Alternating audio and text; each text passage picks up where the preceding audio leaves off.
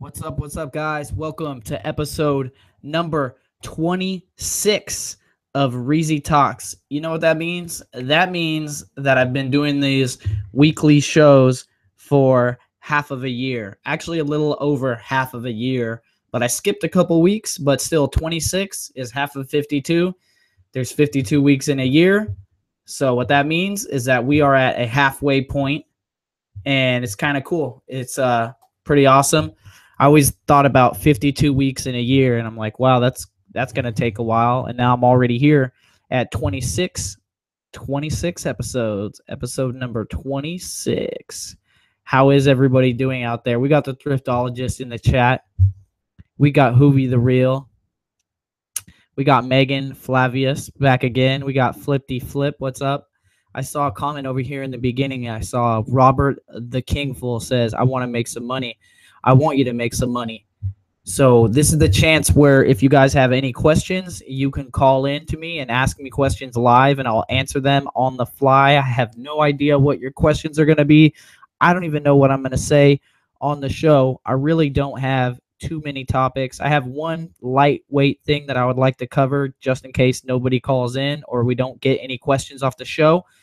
But if you have any questions, please put in bold, in all caps, the word question. And then after that, your question. That way that I can get to it. And if we have any admins in the live chat, if you see a question come by and I don't answer it, just copy and paste that down there so that I could make sure that I do answer it. Let's go back into the live chat and see. We got Josh, the real Romulux, up in here. We got Tracy Thrifts, Amanda Buchanan. We got Mark Rogers, who says, what's crack-a-lackin', Reezy, in the chat. We got the Reezy Ninja chat, guys. If you're listening to this on the podcast, or you are just listening to it on YouTube or watching it on YouTube and you're not here live, you missed out on the live chat, because I would say that in a half hour to an hour, the live chat probably gets like 1,000 comments or more. And it's literally just a lot of people just hanging out and helping each other. Like, I can't even get to the questions fast. The ninjas are on the questions before I even get to them sometimes.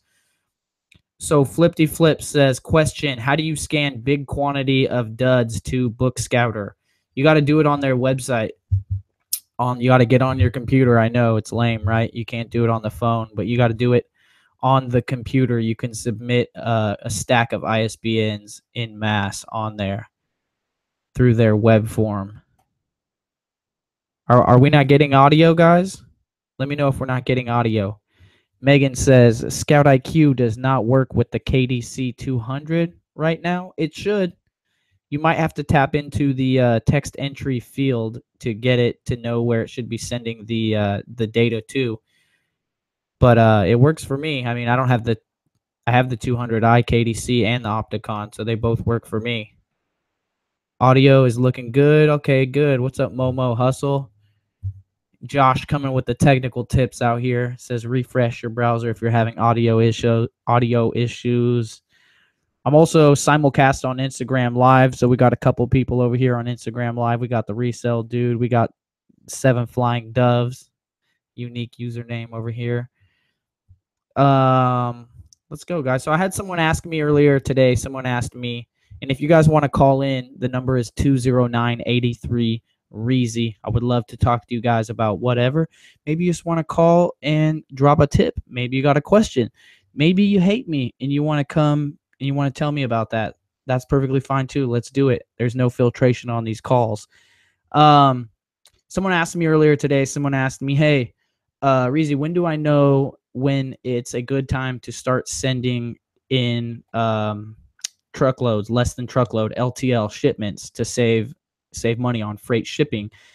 And the answer to that question is, it's different for everybody. For me, it's about 300 pounds. When I have 300 pounds of inventory to send in is when I start saving money doing LTL shipping, and I save a considerable amount of money. It goes from 25 cents a pound to about 9 cents a pound, 9.5 cents a pound, sometimes even a little bit less, but it's around 300 pounds shipment is when I start to save money.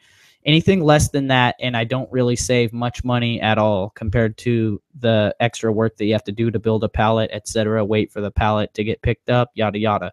But that's not going to be the same for everybody. If your fulfillment center that you're shipping to is further away from you, or the general rate that your LTL carriers charge is more, then you're going to have a much heavier shipment to get the similar kind of savings. So, for example, my friend Yasim lives in Minnesota, and he has to get 2 to 3 pallets of inventory.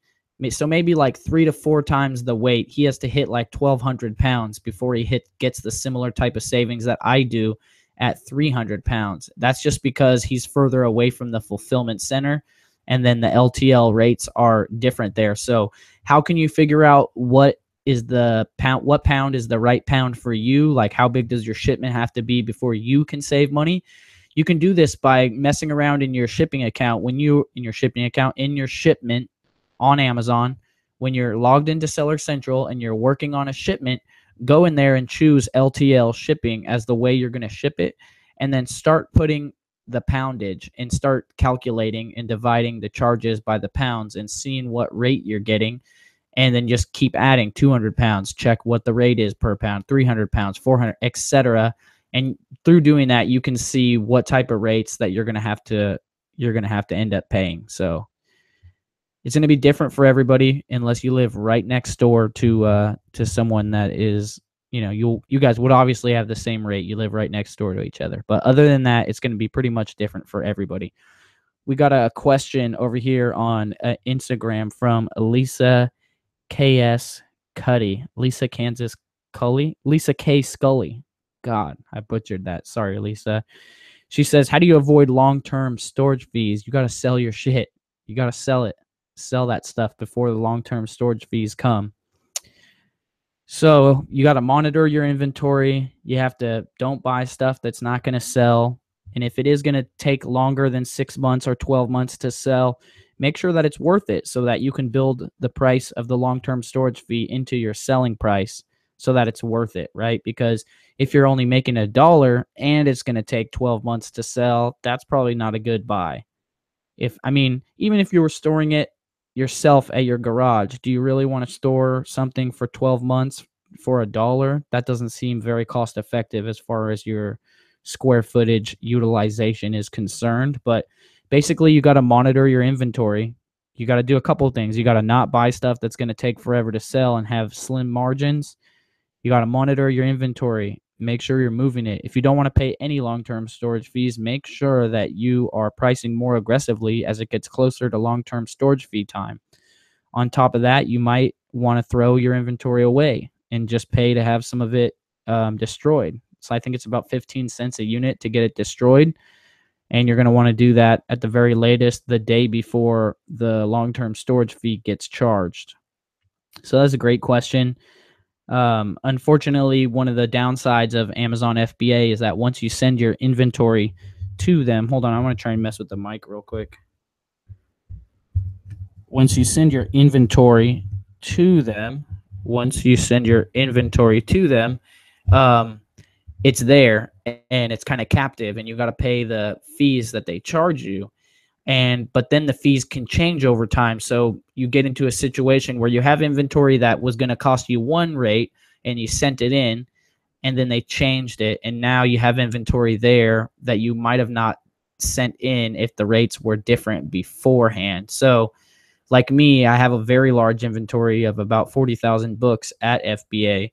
And because of that, a lot of them are over a year old. Some of them are over 2 years old. And so every long-term storage fee that comes around, I'm throwing away more and more inventory and getting better and better at it and trimming it up. But overall, one thing that I have learned is that you don't want to send in stuff that has very slim margins unless it's going to sell in 6 months or less. Other than that, you just got to use common sense. GC Reseller says, where do you get wooden pallets? So there's a couple places that I like to get wooden pallets at if you need wooden pallets. And these places almost always have wooden pallets. So any garden center, like Home Depot Garden Center, or if you have a garden supply store, they get soil, and soil deliveries come on pallets, and they have a buttload of pallets. So you can always get pallets from anywhere that gets soil delivered, garden supply stores, or anywhere that gets anything really heavy delivered. So like auto parts stores or tire stores, tires, rims, etc. That's all heavy. It all comes on pallets. You could actually do them a favor by taking the pallets off their hands. And of course, you can also check Craigslist to see if there's any pallets listed in the free section, or you could just have like a constant pallets needed ad posted in the classified section of Craigslist. Water break. Let's see if we get any more questions off of YouTube. If you guys want to call in, the number is 209-83 Reezy. Appreciate you guys for tuning in with me on the live chat on this Monday. I know there's a million gazillion things you guys could do, so I appreciate that you are giving me some of your attention. I couldn't have a live show if nobody was watching. I mean, I guess I could, but let's see. Flippy Flip says, if this then that, what applets do you recommend using? That's a great question. So my response is going to be a little dated because I have the old version of the apps on my phone. I know they updated and they like combined everything into one app. But I didn't want to update because I didn't like that. So I like how I have it before. But so on your computer, the ones I like to use the ones that search Craigslist for you to find if there's any books for free or like large lots of books for sale in your area. That's always very useful.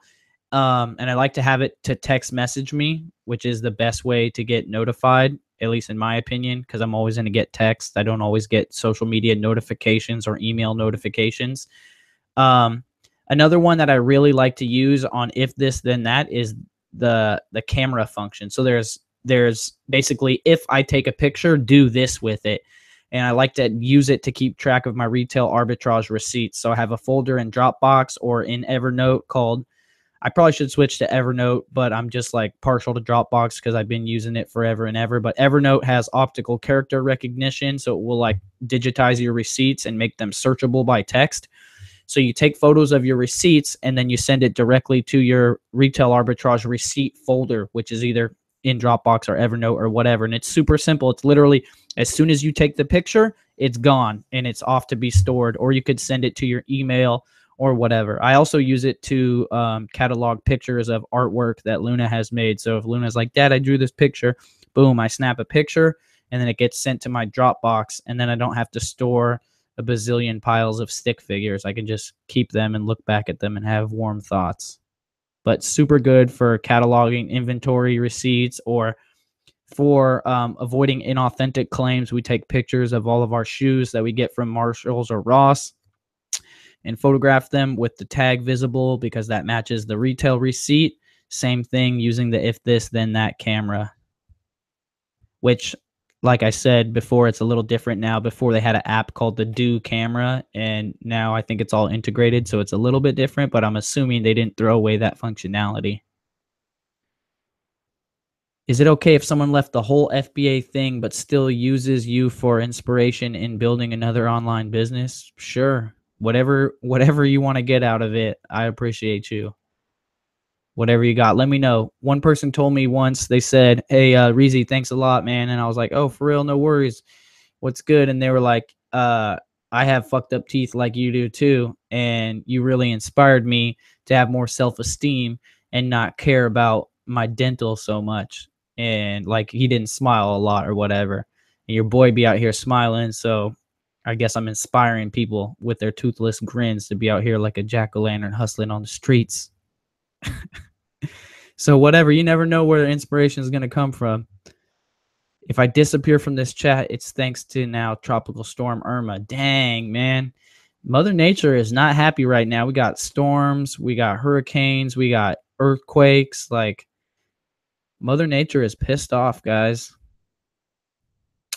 What's up to Joseph Gallegos? I met Joseph in Colorado. Really cool dude. Brought out his 2 kids out. We had a pizza dinner with a bunch of other resellers. Pretty cool. If you're in the Denver area, connect with the brother. What up? Nicole State is in the chat. State's Place. How you doing, Nicole? I can't talk right now. I'll figure that out later. Virtual Galore says, question, with football starting, what is your favorite team? Do you do fantasy DraftKings? No, man, I don't watch sports at all. No sports at all for me. It would be the same if football wasn't starting or was starting. It's like it doesn't exist to me. I don't watch football. So if I was to say that I was boycotting the NFL in support of Colin Kaepernick, I would be doing the exact same thing I did before. I don't watch TV, and I don't follow any sports. Roy J says, "Why did you use the emergency exit on the tube in your last video?" Okay, so I didn't know that was an emergency exit. Like exploring the tubes in London, and we're like basically going around, and someone had taken the elevator. I think the elevator was either full, so we were slightly intoxicated, and the elevator, like we couldn't fit in the elevator. The elevator went up, and then we're like, forget it. Let's just take the stairs, because I saw the sign that said stairs, and we just walked over there, and I was like, Rosa was like, it's 87 steps, and I was like, whatever, let's do it. And it was the worst decision ever. Never take 87 stairs. Always take the elevator. Like, I'm telling you right now, if you get nothing from this live show, do not take an 87 stair flight setup. Like, just wait for the next elevator, because that 87 steps had my thighs burning. Rosa almost didn't make it. I was about to have to give her a piggyback ride up to the top. Let's see. Roy J says, I'm in the UK. I didn't get charged for removals from the long-term storage fee hit, even though they disposed a load of them. Sometimes it takes a while for the fees to come around, so I wouldn't be surprised if they get you when they get you. It's Amazon. They're going to get you. Trust me. Michael Peterson says, hey, Reezy, awesome videos. I took your advice and watched every one of your videos. Very good. Very good. Every single one. Damn, man. Very good info. I appreciate it. My question is about landed price. Let me know what the question is. Okay, we're going to skip down a little bit to the questions. Says, I recently got FBA scan, and I've been trying it on my own books at home before I try it out in the real world. I'm just confused as to what this landed price is and how has it changed the game. So I wouldn't say landed price on scanners changed the game. Landed price is what it actually costs to buy the item. So if there's shipping, it includes the shipping. What this means is that when you're looking at landed price, a penny book on Amazon that's merchant fulfilled is going to show as a $4 book. And if you didn't know you were looking at landed price, you would think that would be a $4 book plus $4 shipping, when reality is that's a penny book plus $4 or $3.99 shipping, which makes it $4. So I wouldn't say landed price changed the game. It's just different. So before we had landed price on scanners, we had to always add that into our head, because we would know that, hey, if it was a $3 book, the lowest it should be selling for FBA is $7. I mean, obviously that's what it should be. That's not what it always is. But now we don't have to do this one less math problem we have to do in our head. Let's see. Roy J says, got rid of a ton of stuff. Diane Zabka says, car dealerships for pallets. That's a good one. Definitely. They're getting heavy stuff delivered for sure. Roy J says, grab your pallets at the harbor or dock. Another one. Megan has a question. She says, what would you do if you have a book with very low ranking, but it has a small profit, like 75 cents or $1? Well, if you already have it, or if you just purchased it, or if you're gonna purchase it, it's a little different. If you already have it and you could get it to Amazon on a pallet for super cheap, it's gonna sell. Maybe you send it in. It just depends, like how much is it going to cost you to send it in, and what's your profit? And if you're doing the work yourself, then that's not costing you anything but your own labor and time, which is actually kind of a terrible way to think of it. You should always pretend that you're paying yourself for your time involved, whether or not you have an employee, because that's going to help you to scale your business. Because if you never account for the time that you put into processing inventory, then you're not going to have a margin that's suitable to replace yourself with an employee. So for example, in that situation, let's say you want to make at least like $50 an hour or $60 an hour, and it takes you 1 minute to process that book in total. Well, that's $1 but these are just numbers I'm making up. Well, that's $1 that it cost you in labor of your own potential pay or whatever. And so if you were having to pay someone, then maybe you wouldn't deal with that book, you know? It just depends. What do you have it already? Do you have abundance of time and labor on hand? You know, is it worth it for you? Definitely don't send a book in that's only going to make you $1 profit unless you know it's going to sell very quickly, like within 6 months or less. Aaron Austin says Facebook groups are a great place to get free pallets also. Yep. Some people love to give away pallets, considered a nuisance. Definitely. Where I live, a lot of people are like artistic and creative and builders. And so people actually nab the pallets up pretty quickly. They use them to make like furniture and all kinds of stuff. And then they resell that like on Craigslist or whatever. So if you guys didn't know, there's like a whole world of crap you can build out of pallets. There's like websites dedicated to like 10,000 items you could build out of a pallet. It's pretty crazy. If you're handy with the saw and a drill, you could do a lot of stuff. Personally, I can't cut a board straight, so it's out of my realm of possibility. Bobby Moon said, question, what would be a good item to get for first quarter? For first quarter? Let's see. First quarter. What's going to be for first quarter? I don't know exactly. I know books are going to do well in December and January, but really it's like the worst time of the year for books anyways. February to May, when school starts again, when summer school starts in June. I think backpacks pop a little bit after Christmas. Kids need new backpacks and stuff. I'm not sure exactly, but there's a great way to figure out what would be good to get for first quarter, and that's Google Trends. So get on Google Trends and start doing some searches and just look around what type of categories of items, generic names of stuff, and just check out the search volume. Nicole might actually have some advice for us on categories for first quarter. It's kind of cold outside, maybe pants and sweaters and stuff, clothing. I'm not 100% too sure on that, guys. Actually, books is my forte. I know a little bit more about shoes now that I've been selling shoes for almost 2 years, but still mostly books are my forte. Obviously, we're going into fourth quarter. That's going to be toys and any type of gift stuff, which, you know, shoes and clothing gets a bump up during that time as well. But I know that eBay gives you a lot of information inside your seller dashboard about stuff that's selling or trending well. And I'm concerned, or I'm thinking that that information might be in there for you. I'm sorry, I really don't have the answer to that question.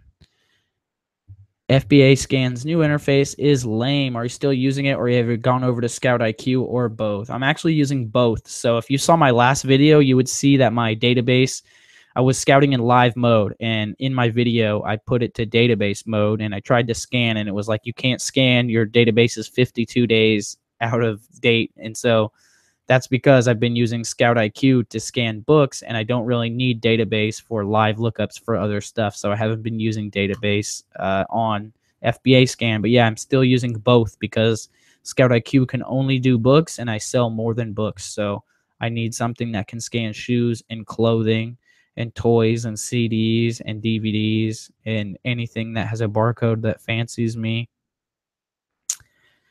Let's see. Irma went literally right over my head last night. So you're good, Dean? Your house is not messed up. You're good? Yeah, some people were telling me that they were watching webcams from Irma. Smash the like button if you guys are here and you appreciate what I'm doing. I appreciate you for showing up. Just Aaron Austin says, I just watched the last London vlog, Reezy. I usually will not take bus tours in large cities, but that one really looked worthwhile. Trust me. So we only had 2 full days in London, and one of them, excuse me, we used to go to Bath and Stonehenge. So we had 1 full day in London, and we figured we might as well take a bus tour because that's going to get us around the city faster and let us see more stuff. And it's really cool because you can just get on, get off. Like, it stops all over the place. And then you're like, oh, there's a pub. You can get off. You can pound a couple pints, and then you can get right back on and take another one. But don't do like we did, and make sure you know when the last bus comes, because we just like went out everywhere and then soon enough, it was time to go home, and we were like, "What? What?" We literally sat at the bus stop for like 40 minutes, and it didn't come. And we're like, "Wait, let's check the schedule." And we fully just stayed out like 2 hours past the bus schedule. Bobby Moon says, "What is the lid you're rocking about?" This is a Alexander Hamilton hat. I got this at the Hamilton show in San Francisco. Um, Funny story about that. Funny expensive story. We waited in the digital line to get tickets to go to this show, and it wasn't supposed to be super expensive, but when it was all day waiting in the digital line, and when our time came up to buy our tickets, if you don't know about the Hamilton show, the tickets sell out extremely fast. When our time came up to buy the tickets, all the general admission tickets were sold out, and so I had to buy like orchestra seating, front row, and it was $500 a ticket. So for like 2 seconds, I was like, am I going to buy them? Am I not going to buy them? Screw it. I bought it. So I dropped $2,000 on Hamilton tickets, and we went to the Hamilton show. And while I was there, I had to get me a hat, and I'm down with Hamilton, not Burr, Team Hamilton. So that's what this hat is, Alexander Hamilton. But it was amazing. If you haven't seen the Hamilton show, I recommend it. If you haven't heard the soundtrack or the Hamilton mixtape, it's pretty awesome. And speaking of that, we got a question from Hamilton. Hamilton B says, any sites you recommend to create designs for t-shirts other than a pricey Adobe program? So you can make shirts, or you can make artwork in what is this free program? GIMP, graphical image something processor. It's called GIMP, G-I-M-P. It's free. And there's a lot of apps you can use to make artwork on your phone, even like PNG that will be transferable to actually upload onto merch from your phone or whatever with clear background. Do a Google search for like free t-shirt design, free print on demand t-shirt resources, and you'll find a bunch of different websites that will help you, like word maps or just all kinds of different stuff. Like there's just so many different websites where it's just free, and then it's like it'll generate artwork for you based on this or that, or put in your picture and generate a Obama Hope style type image or whatever. There's a ton of different stuff if you're resourceful. On your phone especially, there's a lot of resources. But other than that, I actually buy my designs. I have a designer. I pay $4 a design. I found her on Fiverr. And I actually need another designer because I'm tired of waiting 2 days for 10 designs. So I'm going to have to get another designer on deck. See if we missed any questions over here. Sometimes the chat spikes down to the bottom when people make a comment, and then I miss it. What up, Brian? How you doing? Brian, the Oakbrook picker. He's one of the OG resellers up in the upper echelon age-wise, but still a quite youthful soul. I met him out in Chicago, and he bought me some pizza from, what was it called, Brian? Mangiano's? It was like pizza lasagna. It was delicious. Let's see. Almost answered the same question again. DJB Resells says, question, FBA scan updated again. Restricted items is not working, and when using the keyboard on text entry, you cannot get back to numerical characters. Have you ran into this? No, I have not ran into this. I actually don't have automatic update turned on my phone for this reason, because I use an app to make money. It's very important that it works how I like it to work. And so I don't like to be forced into update into new versions. So I would recommend that you guys also turn off automatic updates on your phone, and then pay attention to the apps that you do need to update. Like I do social media, so I want to make sure I get all the newest features for Instagram, Snapchat, etc., etc. So I update those every day, but I'm not being forced into a new update. You can usually wait and ask other people and see what the update is like before you switch it. And if you're on Android, I know you can load an older version pretty easily, but on iPhone, good luck. You got to be a genius to do that. That sucks. Why do they always make the most random, lamest, buggy updates where like you can't get back to numerical entry? That's so stupid. So if you can't get back to the number pad entry, you're going to have to switch to the number row on your characters on your keyboard. As far as the restricted items not working, it's under my I'm pretty sure Amazon doesn't want that working anymore for anybody's app, so I think they pulled that feature. I'm pretty sure they pulled that. If you use Scoutify, which is free with Inventory Lab, they have their way to check if your restricted still works, because what it does is you actually press it and it opens up a browser window like you're trying to list the item. And either you can list it or you have to request approval. If you can list it, obviously you can list it. If you have to request approval, you can't list it. Or maybe you request approval and get auto approved. Let's see. Michael Peterson says, any good videos on pricing books? After I use FBA scan, I'm lacking confidence on going to stores because I'm still unsure how to price a book or create a trigger. So I don't use triggers, and I don't really think it's necessary to be successful in selling. You can look at the screen in 1 second and make an understanding. Obviously, if you're at a book sale competing against other people, you do have to use triggers, but just set it for a number like $10 profit, merchant fulfilled, or whatever rank is good for you. And then just don't be too concise with the stuff, because you're going to miss a lot of stuff. And then always double check your buys before you leave the store or the library sale. But any good videos on pricing? Not that I know of, but I definitely don't know of a lot of stuff because I don't consume a lot of content. I want to make a video about pricing, but the issue is that I don't want to expose my own seller account when I make the video. So I want to use someone else's account to make a video about pricing. If you want to let me use your account to make a video about repricing stuff efficiently and how to do it, please send me a DM on Instagram or comment on the video below, and we'll see if we can get that set up. I'm sure it would help out a lot of people. But basically, you want to price for same condition or better in the fulfillment method that you're using. So if you're FBA, only price against FBA offers. If you have a very good book, only price against very good, like new, or new. Do not compare your price to conditions that are lower than the condition that you are in. Same condition or better. We didn't have that option with Reprice It for the first 5, 7, 8 years that I used Reprice It, and I kept suggesting it to them, and finally they added same condition or better, which is a major key. You're going to need same condition or better on Reprice It, or in general in your repricing methods. But yeah, the only situation where I would say you would compare to merchant fulfilled is, do you have a book with a really high rank? Because the higher the rank is on your book, the less likely it is that you're going to make a sale for a price that is very far away from the merchant fulfilled price.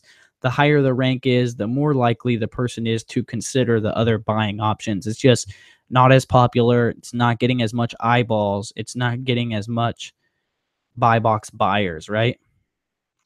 Let's see. Megan Flavius says, Facebook Marketplace is a great place to find books. I found some really good deals there this past weekend. I got about 30 books from there. Yeah, guys, Facebook Marketplace is huge. The buy, sell, trade groups that are in your area are also huge. Also, hit up the local college groups. So your city, college, something, whatever the college is, look that up on Facebook. Excuse me. And you'll find some groups on there, and just go in there and be like, yo, I buy books, cash for your books. I'll give you more than the bookstore will, guaranteed. And then people will hit you up, and make sure you go in there and make that post again, like before the end of semester, that way when people go in there and they're starting to look to liquidate their books, they see your ad and then they give you a call.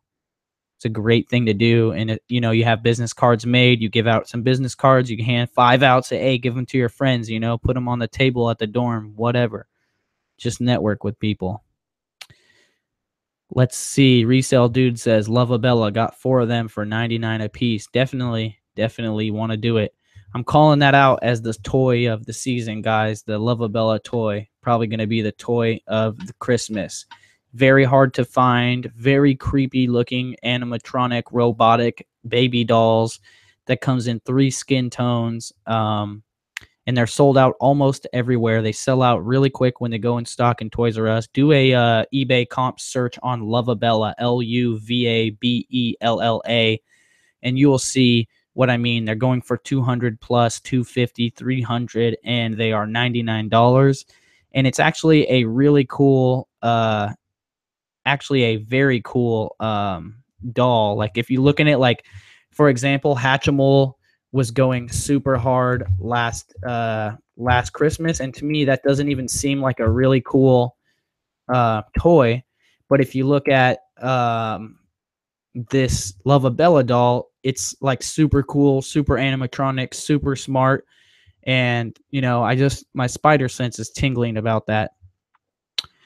Oh, guys, I just got the alert that the Bluetooth scanners are back in stock. So if you guys want to grab a Bluetooth scanner, they've been like super scarce and hard to find, but I'm gonna put the link for you right now. It's rebrand.ly/scanner.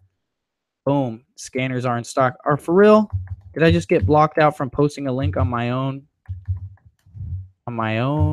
chat? Said error. Try again. Really? It blocking me from posting? That's pretty weird. I'm just gonna type it out. 1 second, guys. This is so weird. It's not letting me write it. Rebrand.ly/scanner. Really weird.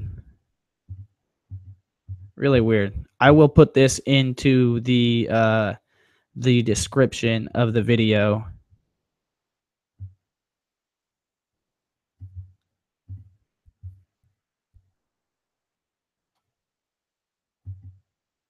Is that is that why it just doesn't like those links, Josh? Yeah, I guess it doesn't like the rebrandly links for some reason. Thank you, Josh. Anyways, yeah, so make sure you do some research and paying attention to what kind of toys are going to be the hot toys of this season is always huge. Always huge. Let's see. We got some more stuff. Any experience with buying book lots off of eBay? Not good experience. Usually, if someone's an online seller and they're selling large amounts of books, it's usually their duds. I mean, the same thing is true in physical, in person, anyways. You just have to make sure that you got to do your research, right? And you got to put out your spider feelers. Who is Hamilton? Alexander Hamilton. Dun dun dun. He's been waiting in the wings for you. Sorry, guys, you don't want to hear me sing. Anyone heard of the latest glitch from Amazon? A lot of people got ungated for Nike and other major brands without invoice or letter. I did not hear about that. It's always worth it to apply for different categories and brands on Amazon every once in a while. Let's see if we got some questions. 30-day free trials available on Adobe Creative Suite. That's pretty nice. That's a good deal. Donation write-offs. How does it work? You donate stuff and people give you a receipt equal to the value of the donation, and then you submit those to your CPA and they do their magic for you. But there is some like loopholes and legal mumbo jumbo. Technically, you're not supposed to be able to donate stuff for more than you paid for it, because that's like creating profit off of that.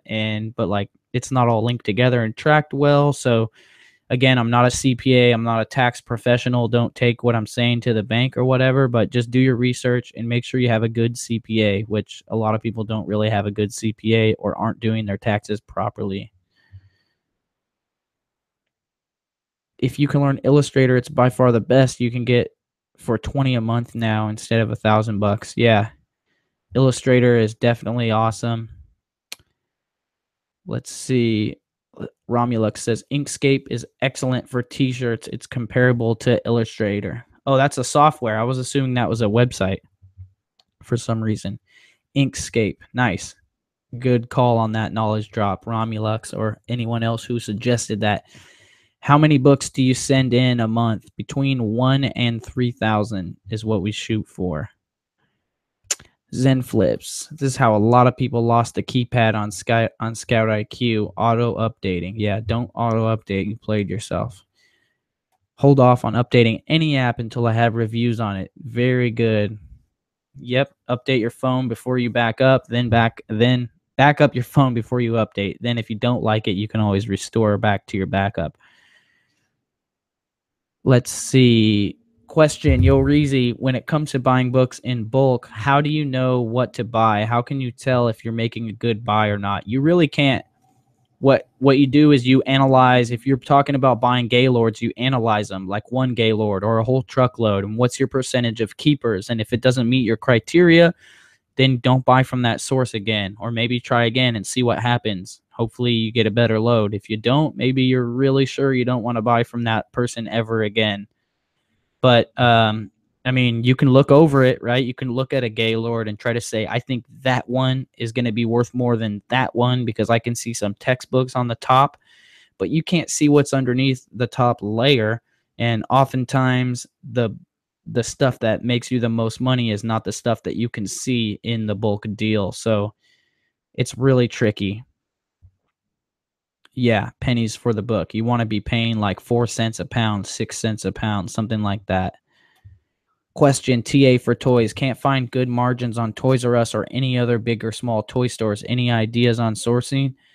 You need to step up your TA game because I've been buying massive amounts of stuff from Toys R Us. I got all kinds of boxes at Toys R Us.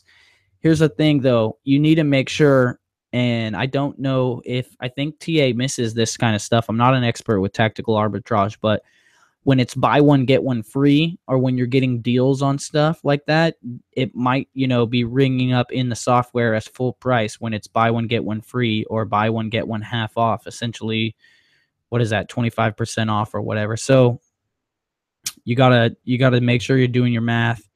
Check out the clearance section. Sometimes just doing a good old manual search through the clearance section is going to be the best for you. Mike Pratt says, question, just got 10,000 vinyl records. Where should I offload them? It depends. You can sell records on Amazon and, of course, eBay, where you can sell anything. But the records that have barcodes, you should definitely scan them all and see if any of them are worth selling on Amazon.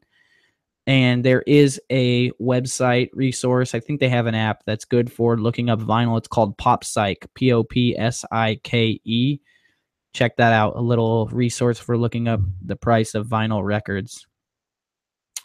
Do you use OA for books like eFlip? Yes, I do. I love it. Especially lately, I've been home with Luna. Rosa's going to college, and we're homeschooling Luna, so I can't get out very much. And so sourcing is not an efficient, like retail arbitrage is not an efficient use of my time lately. So I've been doing online arbitrage. Thriftologist says the new Teddy Ruxpin looks pretty hot. Yeah, I was looking at that thing too. Definitely looking at that stuff. Another thing is check out those guides, the hottest toys, expected toys, that kind of thing. A lot of those things are, 25% of the toys they mention are actually going to end up being the best sellers. What percentage are these college bookstores buying the books back for? It's not a percentage. Usually they're not comparing to Amazon prices. Sometimes they're usually comparing it to their own prices of what they're going to sell it for in the college, which could be more or less than the Amazon price, but it's just not, literally they're giving kids like $5, $20, and it might be a book that you could sell for $50 or $150. And oftentimes they're like, oh, I won't take this book or that book or that book. And those books are worth buku bucks on Amazon. They're just not desirable by the college bookstore because they're not using them in their curriculum at that college, or they're not using them anymore. So they're not going to be able to resell them, and they don't sell on Amazon. So they're not buying them, and they just get thrown into the donation pile, which might be your donation pile if you work out a deal with them. So make sure you talk to the college bookstores in your area and ask them what they do with the books that the students bring in to sell that they don't want to buy. I bought 1,800 books for 80 pounds. That's like 110 bucks American. Nice. That's a good deal. Definitely a good deal. Let's see. Martell Apparel says, I sold one book for 23 pounds the next day. Good job.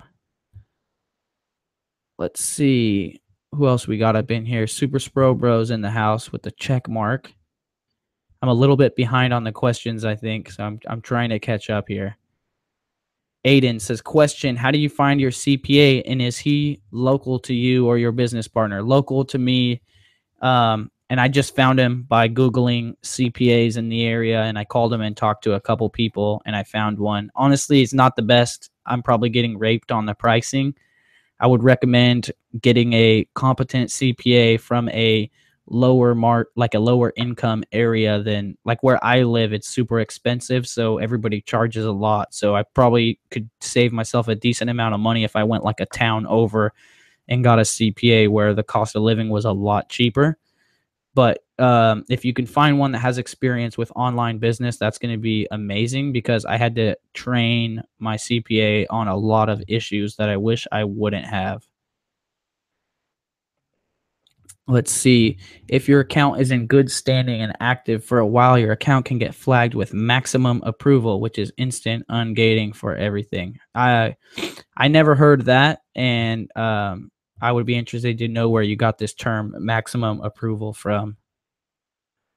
Let's see. Martel says, what's the best repricing program? Check with people, put lower prices than you. Oh, okay.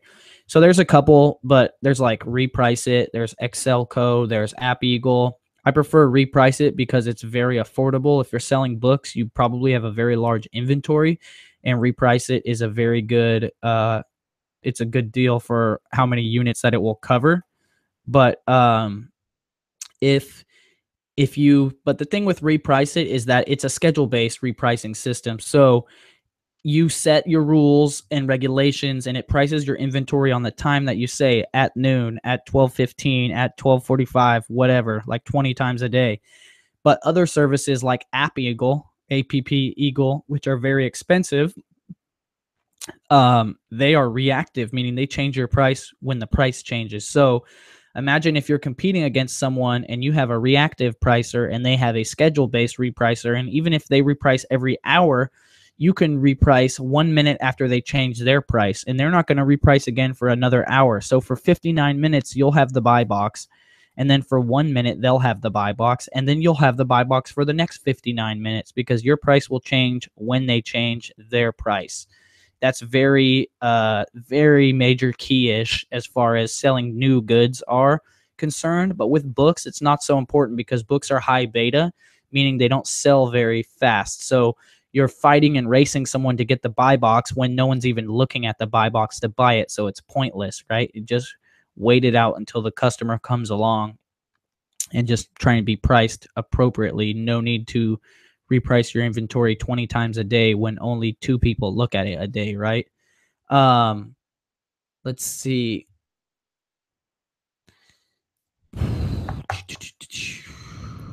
Oh, Super Spro Bros likes this hat. What up, G? I had to pick this hat up when I was there at the show. Definitely had to. It was amazing, by the way. Michael Peterson says, finally, I was able to grab one of those scanners. Thanks for the shout out, Reezy. Appreciate it. Appreciate it. Hopefully you guys got your scanner and you can go and scan some inventory efficiently, because there is no way that you're going to be successful in the media category if you don't have a Bluetooth scanner. It's a necessity. Don't be like some people and it's just 2017 and you just now realized about Bluetooth scanners. You know what I mean? We've been using the Bluetooth scanners for what, Scott? Like 7 years, 8 years, something like that. Maybe even a longer. Oh, Super Spro Bros out here dropping breadcrumbs. Stay posted for updates on the espresso machine giveaway. Oh, man, it's going to be lit, guys. It's going to be silly lit. What up, Amanda says, how do you get ungated in Fisher Price? I have a very old seller account, and I sell in large volume. So those tend to be, and I've sold toys before, Fisher Price toys before. So those 3 things tend to be the things that are used to approve in the auto approval process. How long is your account? What kind of volume do you sell? And have you sold this category or this brand before? If you haven't, it's going to be a lot harder for you to get approved in there. Let's see. Global Voodoo on YouTube sells tons of vinyl and many on Amazon. Worth checking his vids. Whoever just asked about vinyl. Awesome. We're helping each other out in here. Let's see. Justin says, we're going to homeschool my son too. Any advice on how to get started? We have been in public schools for our other 3 children. Honestly, it's not that difficult. I think that you could get into some Facebook groups, but what we do is we just try to take every possible teaching opportunity that we have and we teach from it. So if we're watching something, I'll pause it and I'll explain the thing that she doesn't understand or the word she doesn't understand. Or if we're in the grocery store, I'll say, "What does that say?" And she'll read it. Luna can read now. So we're in the checkout the other day and she's reading. She was like, "Organic chocolate chip chewy bar." She's like, "We eat organic, Dad. Can I have that?" I was like, "Yeah, you can have that. We do eat organic, and you read that, so we'll have that." But we just try and turn everything into a teaching opportunity. And we have, some workbooks. We have educational programming that we watch. We have educational iPad games. Like everything's basically educational. Like there's nothing we do that's not educational. So we have like arts and craft time. We have PE, aka run around and be crazy time. Lots of stuff. But there's Facebook groups for that stuff. There's books that you could read about it. All kinds of stuff. See, and remember looking through those Toys R Us magazines as a kid, definitely. Flippy Flip says, books that are not eligible for FBA because Amazon is flooded with them. Keep them until they will be available again or flip them elsewhere. That's kind of up to you. I'd say flip them on eBay if you can, but if they're a textbook, maybe hold on to them until you can send them in to FBA. Let's see. Megan, another question, says, so if you advertise to these college Facebook groups that you're willing to pay more than the bookstore, how do you know exactly what to offer? You don't know that you're going to actually offer more than the bookstore, but your goal is to open a line of communication with someone. Maybe you're offering more, maybe you're not offering more, but at least you have a crack at that book where you would have not had a crack before. And generally, I'd say any honorable offer is going to be more than the bookstore would offer you because it's really ridiculous. Like, it's typical, like, if you're selling something back to anywhere, they give you like the craziest prices. It'll be like a game. You could buy a game from GameStop for $50, open it, play it, turn around, sell it back to GameStop, and they're like, we'll give you $3. And you're like, what are you talking about? It's used on Amazon for $28. Like, $3? What is wrong with you? So it's really not that hard to offer a much more competitive price. That's another thing, guys. You could make good money sitting outside of GameStop or anywhere like that buyback that has a regular buyback program from their customers. I mean, they might not like that you're outside of GameStop, but if you see someone walking up with a box of stuff to GameStop, you might want to hit that person up and ask them if you could buy some stuff from them. And chances are you're both going to be happy. You're going to buy it off them for more than GameStop would pay for it. And, you're going to get some good inventory. So that's a major key, is buying back stuff. Also, if you don't have ads posted up on your Craigslist, like I buy books, I buy CDs, I buy vintage video games, you should definitely have those up. Usually that's a pretty saturated market, but I would say definitely worth having those posted up.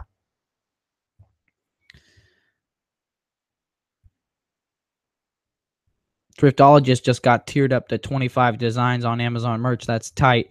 A little pro tip, guys, if you've been waiting forever to get approved for Amazon merch and you still have not get approved, apply again and you make a new account, like in your spouse's name, in your kid's name, in someone else that's not your name, with a different email address.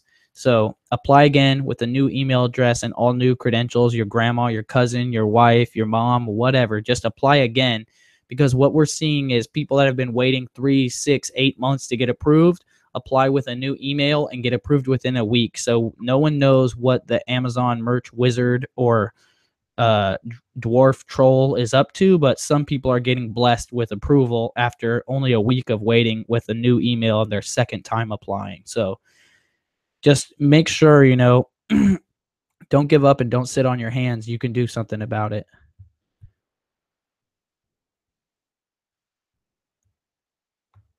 Let's see. What is Romulux? You're up to 100 and only have 2 designs up. 100 what? 100 sales? I got the terms maximum approval from an Amazon rep when I requested to close a draft on a brand. Huh. Crazy.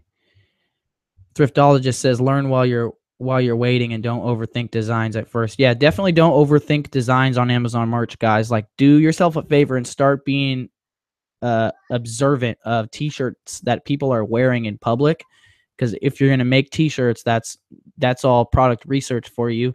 And just pay attention. A lot of shirts are not very busy. They don't have a ton of stuff on them. They're mostly text based with a little bit of artwork. Like, if you have to stop to look at the shirt to see what the design is, that's not a good shirt. In my opinion, a good shirt is one that you can clearly read and see what's going on with it from like walking by someone on the sidewalk, you know? So don't, a lot of people are like, oh, check out this design. I made it. You're like, dude, that's so crazy. Like, you could make simple shirt designs with just phrases using like Typorama or Word Swag. See, Calvin Jarvis says, what software should I look to start with for retail arbitrage? You should probably, you're going to use some kind of scanning app. I'd say start with the Amazon seller app till you know what's going on. And then when you know you could be much more profitable, you want to, and be more efficient, you want to use a software like FBA Scan or Scoutify or something like that that's going to allow you to scan items and see the prices with much more efficiency.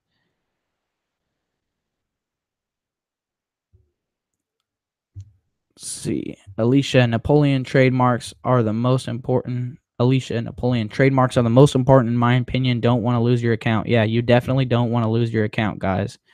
Stay up. You got to search all your designs on the U.S. Patent Trade Office to make sure you're not violating. Amanda says, I had no idea GameCube games still sold. I sold Super Mario Sunshine for some bank. Yeah, definitely. All Nintendo products sell pretty well, except especially Mario games. That's one thing you can know for certain. Any Nintendo game with Mario on it sells really well. I can't actually think of a Nintendo game with Mario on it that doesn't sell well. Like, Mario 1 for NES is probably the least popular Mario game. But other than that, every Mario game is like a solid $20 bill or more. Like Super Mario World, Mario 64, Mario Kart. Like anything with Mario in it just goes hard. Mario is straight flames.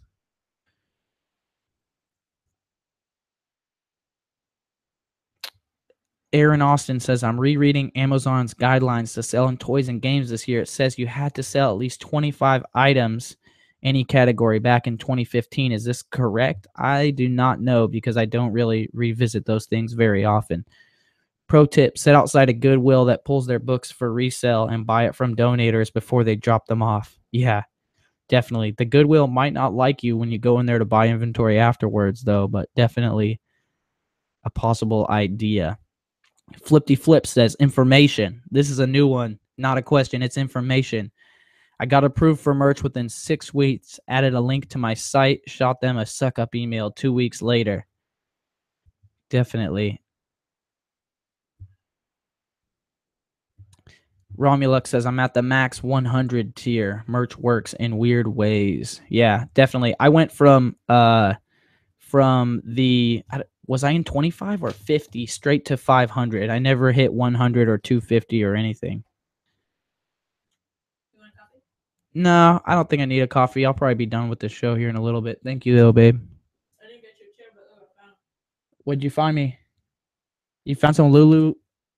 Bring it in here. Let's see what Rosa went to the thrift store to look for a chair for me, and she found $16 for a stupid chair. What is this? Dress. A LuLaRoe dress. Boom. How much did you pay for this? $8? Was it on sale too, or was it $8? I got a student discount, but it only took off 80 cents. $8 with the student discount, medium, LuLaRoe dress alert. That's fire. Nice. Good job, Rosa. Good job. Rosa came through with the LuLaRoe flames. Smash the like button, guys, if you appreciate the content that I'm delivering. Saiwan Zhang says, what is something you should watch out for while selling Nike brand products? Damaged boxes. Don't sell damaged boxes. You're going to create a poor customer experience. Don't do it. Anthony L says, I jumped off of Instagram, but what Bluetooth scanner and the printer you use, can you link them up? All of my YouTube videos have all kinds of links in the bottom, more links than they should have. The printers are down there. The scanner link is right here. Let me link you to the scanner right now, which I'm not saying buy it right now, but they do sell out pretty quickly. And sometimes they're out of stock for weeks at a time. So that's a link for a Bluetooth scanner right there. Another question from Megan. Man, that shirt smelled. Better wash that, Rosa. That thing smelled terrible. Says, when my husband goes out of town for work, it will not be as easy for me to go out and source because I'm a newbie. Would you advise to use eFlip?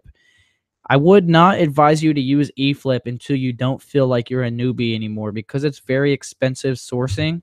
I mean, I guess you could just take it slow, but it kind of is expensive. It's $80 a month, I think, for eFlip. And so, oh, my phone just died. Instagram Live went too hard. So you want to make sure that you know what you're doing so you can get your monthly subscription value out of that. And on top of that, yeah, it's just expensive, right? So if you're a beginner, I recommend staying in the cheap lane until you figure it out, right? But I'd say do what you've got to do to get the job done. So look into it. Look into using Keepa.com to search. So if you guys don't know, you can use Keepa.com. They have like daily drops, price drops, 30-day, 90-day, and you can switch it into the book category and then show the drops in the book category. And that's a decent way to find books to flip. It's like essentially just like using eFlip, but it's free. Not just like it. Obviously, there's a lot less search factors, but you can use it to find inventory that's profitable to buy and send back to FBA. Question, is there a place to get Gaylords of books and process them in their facility? We live in tiny places here in New York. Yeah, not that I know of, but if you do find one, I've heard of people having situations like that for sure, where they buy Gaylords from the recycler and then they get a better deal than normal because they leave all of the rejects there for them. Romulux said, I did the trial of eFlip to check it out. It was way over my head. Definitely something you need to put a lot of effort into learning. Yeah, it's not super easy, but once you figure it out, it's pretty effective as far as your time. How do you do your taxes with FBA? Is it confusing? Did you hire a CPA? Yes, I hired a CPA. I am not good at taxes, and nor is it something that I like to do. So I hired a CPA and I pay them a good amount of money. And then I don't worry about it except for like 2 weeks out of the year where I have to fix all the numbers to give to them. Let's see. Alicia says, who did you learn from before you started your hustles? I learned from the School of Hard Knocks. I basically made every mistake possible. And after making all the mistakes, you know what to do, right? So when I started selling books on Amazon FBA 13 years ago, there was no books about how to sell books. There was no YouTuber resellers. There was no resources about how to sell online. So I had to figure everything out myself. Every time I ran into another seller in public, I would hound them and ask them questions and try and pry like a sentence out of them. It didn't always work, but I was able to get little tidbits. And then from that, I formulated a plan and a strategy. But I made every single mistake possible. And anytime I found like a blog article, I would read it or anything like that. I just consumed a massive amount of information. So right now, you guys are lucky. You have people like me. You have YouTube. You have a massive, like right now, you guys are in the opposite end of the ball field. You have an overload of information. There's so much information. You can't keep up with all the information. But all the information is available for free, guys. Like if you buy a course for anything nowadays, it should be because you have a limited amount of time and you want to fast track your learning experience, because anything that you want to learn about how to make money or whatever, you could learn for free from YouTube or from Facebook groups. It just might not be step 1, step 2, step 3, step 4, A, B, C, D, E, F, G. You're going to have to dance around for a while, ask questions. It's going to take you 5 times as long to figure it out than if you had a course. So the resources are out there, guys. You just have to jump on it. Aaron says, rent a storage unit to process. That's what we do in New York also. Yes, definitely. Definitely. Storage units are your friend. Reezy learned from the streets. Hard Knocks alumni. AP says, I'm a dental student, but also have a passion for selling. What's the best way to combine the two very different fields? I'd say try to private. I think you were on my Instagram earlier. I would say try and private label something that will sell in your industry, like dental related gear, like all those stainless steel dental tools that they use. That stuff probably costs a decent amount, and it's just stainless steel, like little butter knives that you put in your mouth, right? Like, can't be that hard to figure it out. Hold on, I gotta take a water break from my amazing, awesome Reezy Resells 40-ounce water bottle. Available, limited supply, hand numbered and signed. Link under there. Check it out. Question says, do you buy storage units with books, clothing, stuff to sell on eBay? Any tips? If so, thanks for all the info. So I have bought some storage units. I have not had great success. I think that industry is pretty competitive, and I think your best bet would be to find the storage unit community, the storage buying community in your area by going to some of the auctions and handing out your business cards to them and letting them know that you buy books. That way, when they get a locker that has boxes of books in them that they don't want to deal with, that they will just sell them to you. I think it's very rare that you get a whole storage unit full of books. And personally, I haven't had a lot of success. And when you win a unit and it doesn't have a lot of stuff in it that's profitable, it's a huge time drag as far as clearing it out. And eBay is not my forte. So if you sell a lot on eBay, maybe that would be a great thing for you. I mean, I'm sure there's lots of profit to be had. But don't believe, Storage Wars, all those shows or whatever. Those are all staged. Like Dave Hester was right. It's all staged. Dane says, does the new FBA scan update hold a candle to Scout IQ? Well, since they copied Scout IQ, it's kind of comparable. But really, like, if you sell more than books, you can't use just Scout IQ at the moment. You have to use something else in addition. But once Scout IQ covers categories other than just books, I will most likely just be using Scout IQ because I know that Caleb is a bookseller. And what better than having a bookseller make a program that's for buying books to sell? He's going to make it so it works for himself first and foremost. And that's also going to work for you. The company, the people behind FBA Scan, a seller tool, those guys quit selling books 15 years ago, okay? They made a ton of money in the beginning using their software just for themselves, and then they made even more selling it to everyone else on subscription models. But they've been out of touch with the book selling market for 10 to 15 years, and only now that they have competition with Scout IQ do they even care to offer us a better product that they could have offered the whole time along, right? So that feels like disrespect to me, and I don't appreciate that. So really am excited to leave FBA Scan as soon as I can.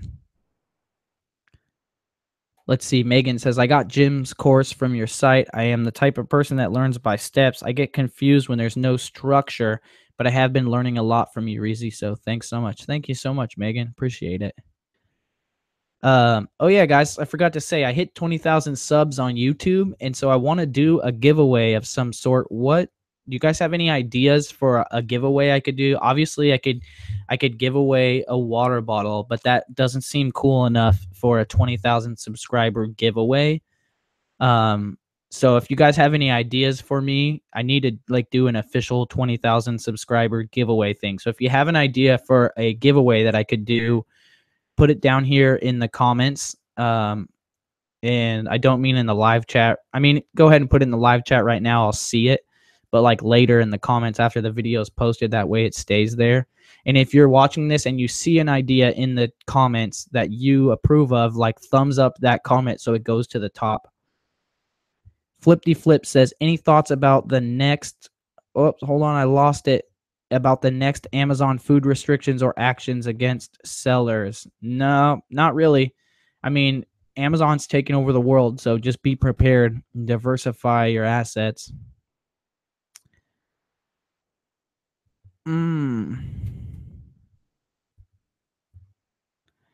Michael Peterson says, "Hey Reezy, I got an email from Amazon saying I was denied because of the statement I sent in. It was the first page of my statement with the account number blacked out, and that's it. Any ideas why? I don't know what you're talking about, but give me some more information so I can weigh in on that." Question, I plan on sending you and your family Hawaiian macadamia nuts. Does anyone in your family have nut allergies? If so, I will send a different Hawaiian treasure. No, nobody does, and I love those Hawaiian mac nuts. Those are good.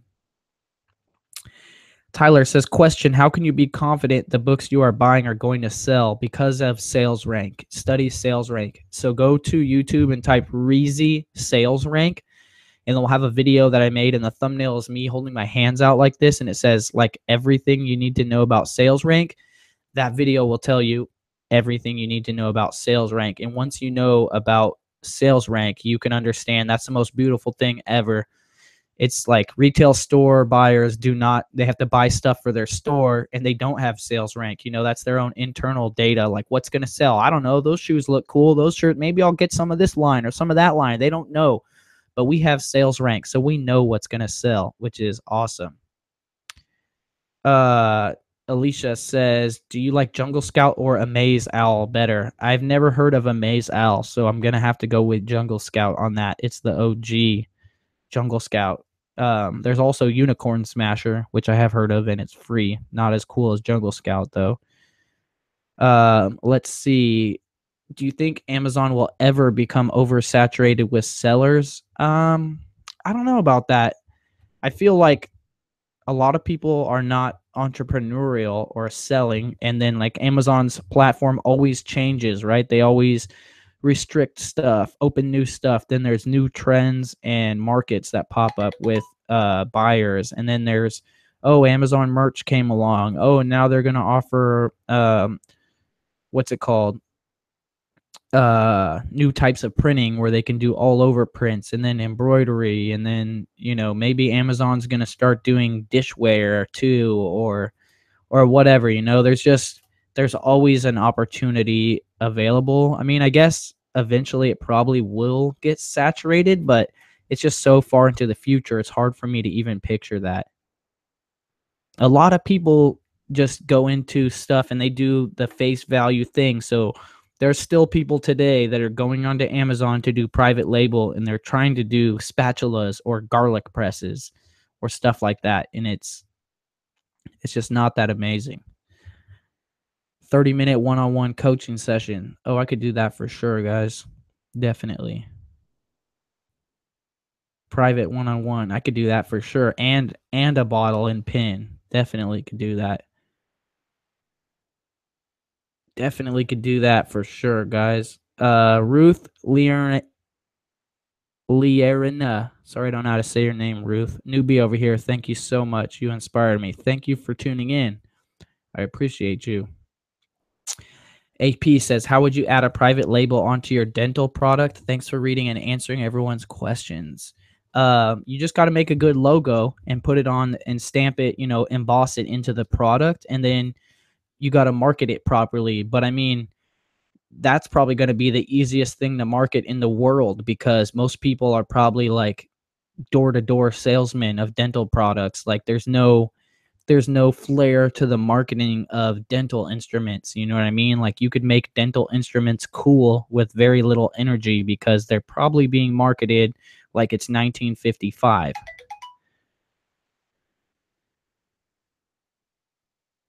Let's see. Scanner giveaway. All right. Definitely. Thank you, Josh, for linking the sales rank explained video. I appreciate you. Let's see. And nobody in the real world has ever heard of Amazon merch or FBA. That's true, man. It's definitely true. A lot of people are like, what? You could sell on Amazon? Like, yeah, dude, when you buy stuff, it's not always coming from Amazon. And they're like, for real? Like, yeah, sometimes it comes from me. Wow. A fly out and meet and greet. That's a little expensive, but I'll consider it. Jason says, just got accepted for Amazon merch. Where did you find your t-shirt designer? So I found my designer on Fiverr in the t-shirt design section or whatever. And I made up a script and I sent out a sample shirt that I wanted them to be inspired by and redesign. So I paid $5 to 5 different designers, and all 5 of them came back with results that I didn't like. And then on the next one that I did, I really liked the design, and that is a girl that I ended up keeping, and that's my main designer. So basically, you can test someone's design skills for $5 by buying a t-shirt design from them and saying, I want you to be inspired by this shirt and make a better version of it. And you'll know very quickly when they send back revision 1, or, if it's going to be someone you would like to work with. Usually just by revision 1, you can see the creativity. Did they just change the font? Because if they did, that's probably someone you don't want to work with, and definitely by revision 2 or 3 or whatever. And if you have to fight them with like 4 revisions to get a usable product that you can upload, then that's probably not someone that you want to deal with. The designers that you're going to want to deal with are the ones that knock it out of the park, like right away, 1 or 2 revisions, first try, that kind of thing. But they're all out there. Fox's Treasure Chest says, first time catching you live, like your video is very informative and you're not trying to sell a course, learning a lot. I'm not trying to sell a course, but I am trying to sell this amazing 40-ounce water bottle. If you guys if you guys want to support me, I would appreciate you picking up a water bottle. They're $25 plus shipping. There is a link down below. It's double insulated stainless steel. It's basically a hydro flask with a flip top lid, and it's 40 ounce.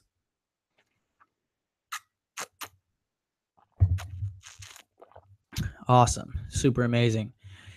Anyways, guys, unless you have any more questions, I think I'm about to wrap it up. We just went a little bit over an hour. We're at 1 hour and 15 minutes. Yeah, and if you guys do order a bottle, it comes with a free Reezy Resells Follow the Hustle pin. And separately, those are $10 themselves. So I definitely appreciate you guys picking one of those up. Thank you, Josh, the admin of the day out here, putting massive links in the chat for me. Appreciate it, guys. Yeah, it's been another good one. I can't believe I'm at 26 episodes live, which is half of a year. And going on to 52, going to get a whole year of episodes knocked down, right? Of course, I join at the end of the stream. Hey, it's YouTube, though, so you can rewind it, bro. Don't worry, Easy Motivation. You can rewind it. Thank you so much for tuning in. My butt hurts so bad. Like, when Rosa said she was looking for a chair, she's not joking. Like, I'm sitting on, check it out. This is what I'm sitting on. I am sitting on this. I'm sitting on this on top of a chair so I can have proper angle, because if I'm not sitting on a stool, this is my height, and it literally hurts my ass so bad. So hashtag send me a chair. I refuse to buy a chair for full price. I've been shopping the Goodwill and the Craigslist and the OfferUp and the Let Go. But yeah, guys, thank you for tuning in. I appreciate you so much. If you're not subscribed to my YouTube channel, please smash that subscribe button, hit the bell alerts so you can get alertified when I do decide to go live outside of the regular schedule, because I do have the ability to go live from my phone on YouTube, and I have been known to do it, sometimes intoxicated at the bar with a bunch of other resellers. Smash the like button, pick up a 40-ounce bottle if you'd like to support me. There's a link down there. There's another link down there that goes to all the other live shows I've ever done. Oh yeah, one real quick. I need an intern. I need someone that can help me timestamp all the questions in the live chat. So I don't know if you guys follow all my live chat shows or whatever, but several of them, I have the description filled out with all the timestamps that the questions have been asked. So basically, I had someone take the subs off the video and then clean them up. And because I say question every time before I answer the question, it's not that difficult. And then they sent me back a text list that was like 2:28 this question, and then 3:45 this question. and then I paste it down into the description of the video, which makes it super easy for people that don't watch the whole thing to just like look through all the questions and click on them to see just the answer of that question. And if that's something you're interested in helping me do, I would love to mentor you one-on-one and develop a teaching relationship one-on-one in exchange for you helping me complete some of these tasks that I need done that I don't have time to do, that would help me to provide better content to people. So I literally probably answered like 25 or 50 questions in this show. And imagine if you could go through the description and in order, each question would be listed with a timestamp, and you could just click the timestamp and it would immediately skip to that point in the video. It would be very convenient for everybody, and it would help people consume the content more. But I need some help doing this because, as you know, I'm fully swamped on stuff. So if that's something you can help me with, or if you want to help me out with anything else, I would love to trade my time for your time. I need a writer. I need someone to help me write articles on Medium. I need a bunch of stuff. I don't even know what I need, but if you know a way that you can help me, I would appreciate us having some kind of dialogue, and I can trade my time for your time in some amount or whatever. So just send me a message on Instagram. It's the best way to get a hold of me. Definitely is Instagram. I mean, I reply to all my DMs on every platform except for Facebook. I get way too many messages on Facebook. So if you're trying to contact me, do not contact me on Facebook because there's too many messages for me to keep up. But Twitter, Instagram, Snapchat, YouTube comments, send me an email, resells@gmail.com. All those links are always in the description of any of my videos. So if you can help me out, I would appreciate that. And yeah, let's definitely get it going. So thank you for tuning in, guys. And remember, if you ain't flipping and you ain't shipping, you slipping.